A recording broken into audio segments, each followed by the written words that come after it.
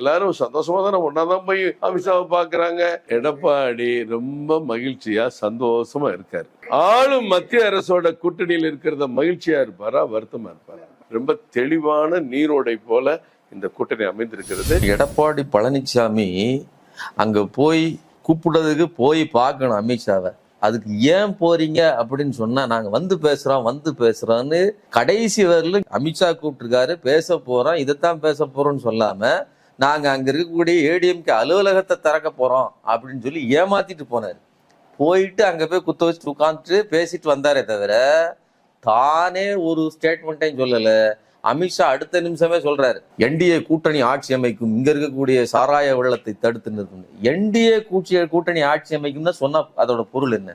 அதிமுக ஆட்சி கூட்டணி அமைக்கும், அதிமுக கூட்டணி ஆட்சி அமைக்கும், அதுல பாஜக இருக்குங்கிறது வேற. என்டிஏ கூட்டணி ஆட்சி அமைக்கும்னு சொன்ன அந்த நிமிஷமே முடிஞ்சு போச்சு. எடப்பாடி பழனிசாமிக்கு அங்க ரோல் இல்ல, அவர் கைதியாகத்தான் இருக்கிறார்.